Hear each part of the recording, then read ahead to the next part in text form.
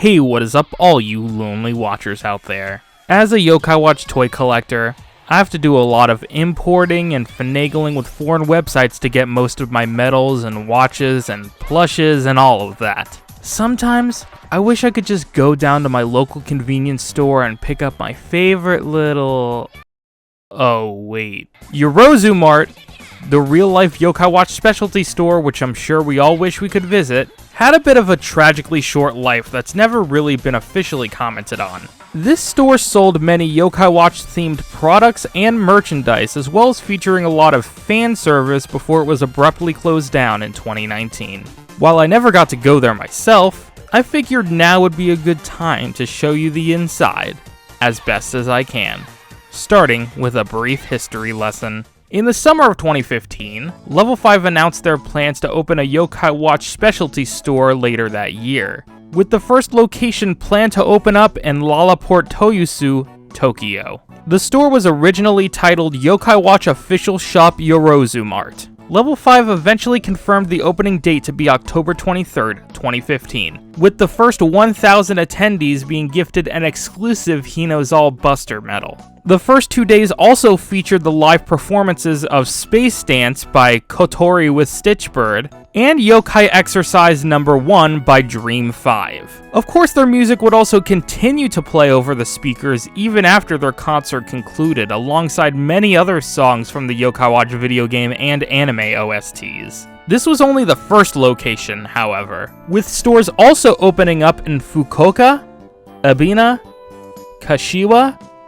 Nishinoyama, Sapporo, Koshigaya, and Nagoya, as well as a few other locations sprinkled across Tokyo. They mostly appeared in malls, train stations, and other shopping centers. The Lalaport Toyosu branch got over 8 months to itself though, as the first secondary location in Tokyo Station didn't open up until July 1st of 2016. While the chain was named after Yokai Watch's in-universe convenience store, known in the West as Every Mart, the chain bore almost no resemblance to Yokai Watch's Yorozu Mart. I mean, it does make a ton of sense. The store wasn't a convenience store. While it would have been cool to have a real-life replica of Yorozu Mart, it would make it hard to organically sell products and integrate fan service with that limitation. The chain did, however, take this opportunity to recreate some other locations from Yokai Watch, such as the Crankakai, Lord Enma's Throne and Palace, and a functional banter bakery with appropriate music where you could buy baked goods featuring the likeness of yokai like Jibanyan and Whisper,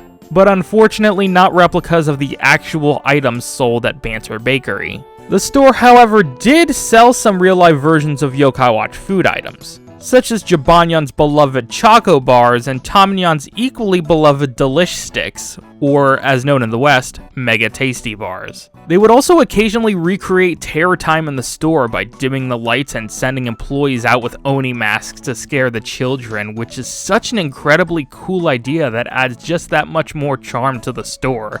Yorozu Mart acted like a store to sell these foodstuffs on top of the newest Yokai Watch toys, medal packs, trading cards, and t-shirts, as well as many exclusive plushies.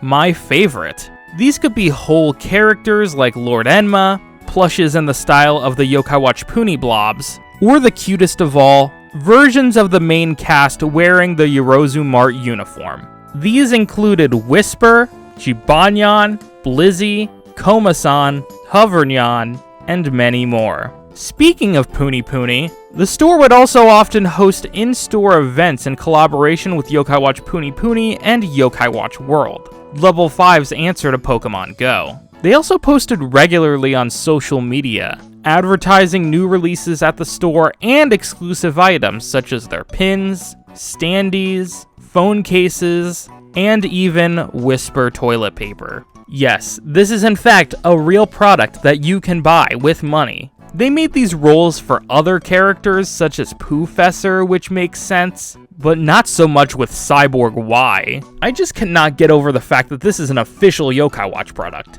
Who greenlit this? Is the toilet paper actually printed in different colors or is it just the packaging? I have to know.